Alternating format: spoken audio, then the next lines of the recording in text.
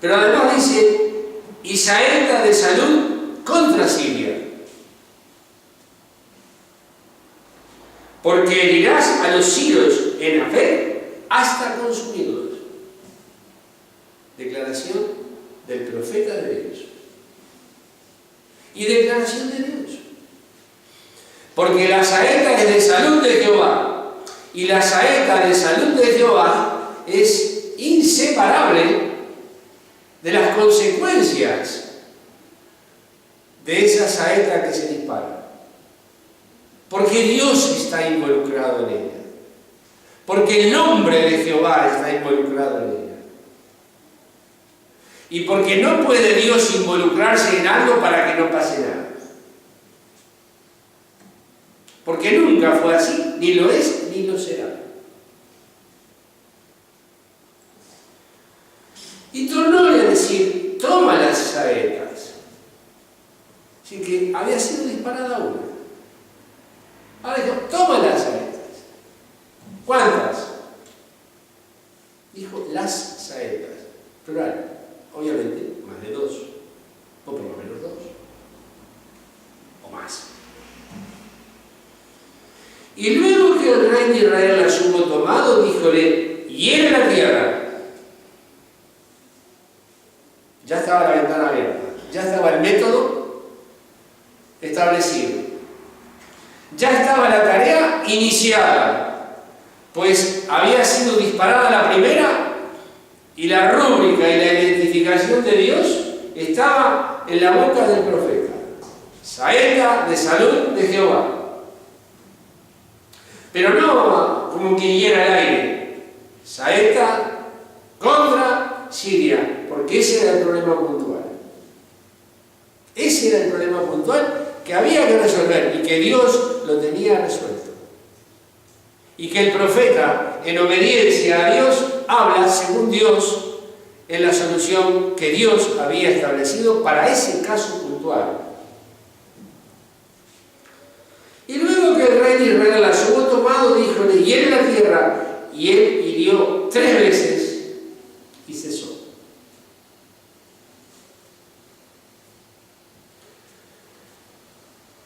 Tres veces y cesó. Y dice que el varón de Dios se enojó con él. El profeta Eliseo se enojó con el rey de Israel, se enojó con Joás. Porque le dijo, a herir 5 o 6 veces, herirías a Siria hasta no quedar ninguno. Pero ahora 3 veces herirás a Siria. Conforme a vuestra fe, o sea hecho.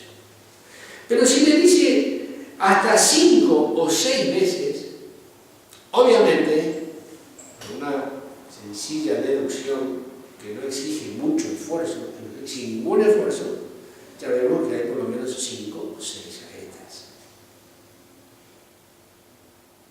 Porque si tiró 3 y cesó, y le dijo, si hubieras hecho 5 o 6, hubieras tenido el tema resuelto hasta consumirlos, hasta que no quedara ninguno, es porque no usó todo lo que tenía a su disposición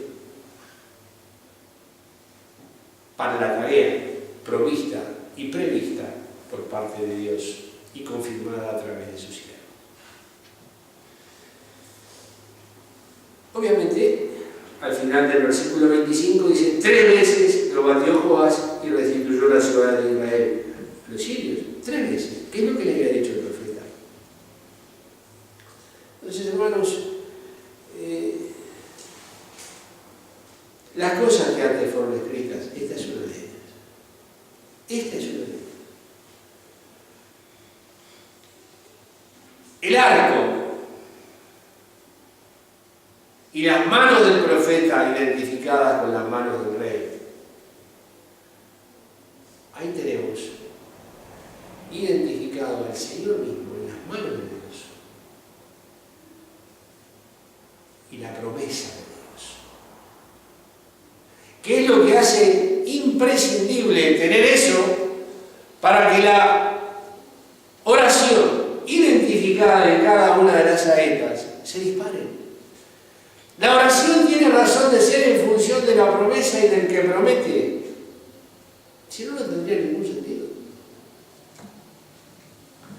Si no hubiéramos tenido a alguien que prometió y que ese alguien sea fiel, y ese alguien es nada menos que Dios, y Dios no es hombre para prometer y después venir a explicarle por qué no pudo hacerlo. Eso hacemos nosotros. Eso hacemos los hombres. Prometemos algo, quizás con toda la buena fe, quizás con toda la verdad, pero nos olvidamos que somos hombres y que después sucede un imprevisto, o 2 o 3 o 4 o lo que fuere, y después nos falta quizás la sabiduría, la potencia, la omnipotencia para poder controlar situaciones que se nos van de las manos, y después venimos a decir, bueno, viene la explicación, lo que sucedió es que, por eso yo no pude hacer lo que te había dicho que iba a hacer, tú me tienes que entender, es que viene toda la explicación y la frustración de una promesa incumplida. No es el caso de Dios. No es el caso de Dios. Dios, que no puede mentir, prometió. Es el texto que leíamos en Tito, capítulo 1. Bueno, hermanos, Dios prometió. Y un hombre llamado Abraham creyó a Dios, pero no solamente creyó a Dios, lo cual ya es muy importante. ¿Qué es que creyó?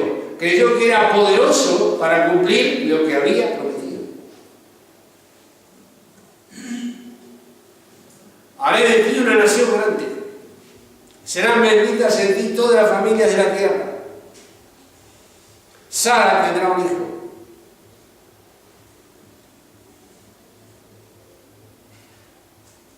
Y ni él ni Sara estaban en condiciones de tener un hijo.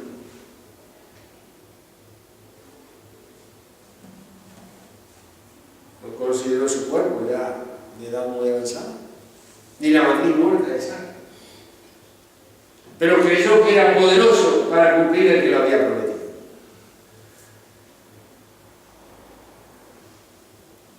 Hoy ya no está ni Abraham, ni Sara, ni Isaac, ni ninguno de aquellos días. Pero Jesucristo es el mismo ayer y hoy y por los siglos. Y tenemos las preciosas y grandísimas promesas, que son una maravilla. Pero más maravilla es tener al que las prometió. Porque muchos han prometido muchas cosas en los tiempos y han quedado las promesas y los que prometieron ya no están. Aquí tenemos las promesas y el que prometió y el que promete. Porque Dios es eterno y Dios es un eterno presente. Dios es el mismo. Dios es presente. Es cuando prometió a Abraham y es ahora, en esta mañana. Dios es. Nunca podemos decir Dios fue, Dios será. No. Eso indicaría mutación. Dios es, no. Si Dios es y Dios fue, entonces no es Dios. Dios es. ¿Cuándo? Ayer y hoy y por los siglos. Jesucristo es el mismo. Ayer y hoy y por los siglos. Entonces, tenemos un bagaje tan enorme a nuestra disposición, que sería realmente tristísimo no disponer de él en todo su potencial. Pues en todo su potencial. Cada una de las preciosas y grandísimas promesas de Dios son saeta de salud de Jehová. Cada una de ellas están vigentes. Están para usarlas. Están para probarlas. Están para experimentarlas. Están ahí. Como estuvieron siempre. Como estarán siempre. Hoy también. Acá había una saeta de salud contra Siria, que era una necesidad puntual a resolver en ese momento por parte del rey de Israel, por parte de Joás. ¿Qué saeta de salud necesitamos contra qué? No es contra sangre y carne, pero ojalá fuera contra hombres. Sería tan sencillo. Sería muy sencillo, porque estaríamos hablando de igual a igual.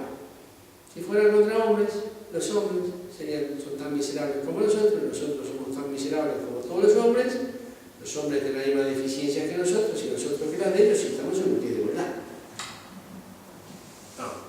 No es contra sangre y carne. Necesitamos algo muy superior a sangre y carne, porque no es contra sangre y carne. Necesitamos algo que trascienda todos los límites conocidos de todas las cosas. Necesitamos una potencia que no se conoce sobre la faz de la tierra, que no está en manos de nadie, gracias a Dios. Gracias a Dios. Que no está en manos ni siquiera de los ángeles, gracias a Dios.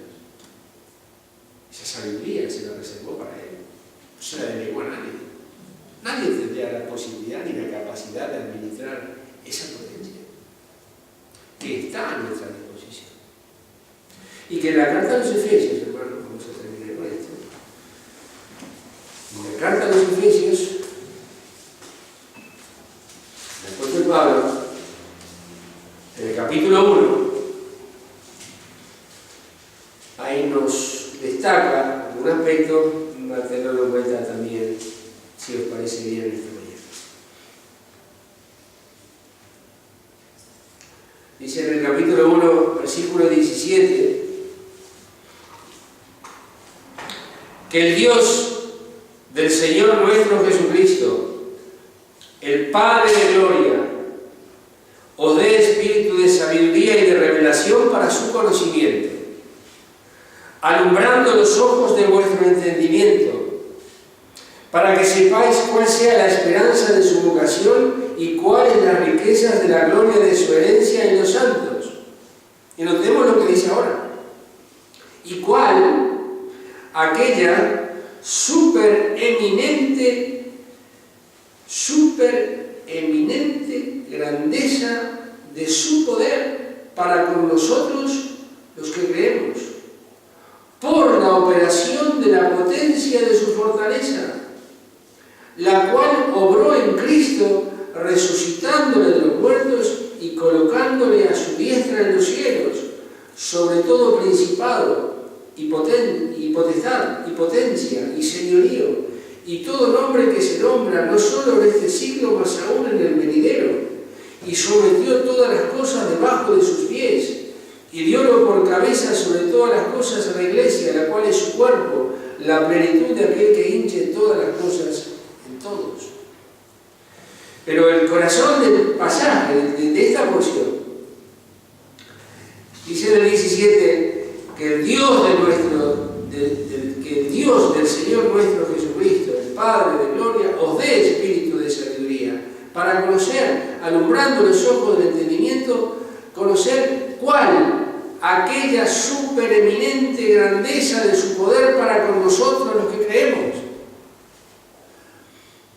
Hay una supereminente grandeza de un poder que debemos conocer, hermano, que está para nosotros, que está aquí, que no es una ficción, que esto no surge de una poesía, no surge de alguien que en un rapto poético escribió determinadas palabras que endulzan los oídos y que generan determinado éxtasis en un auditorio o en el lector. No, habla de una supereminente grandeza de su poder, supereminente grandeza, de un poder que es de Dios. Y eso es, dice acá, para con nosotros los que creemos. Por eso ora Pablo. Y por eso registra esta oración en el capítulo 1 de la carta a los Efesios. Quería que los hermanos en Éfeso conocieran esto y nosotros también. Para esto es para con nosotros los que creemos.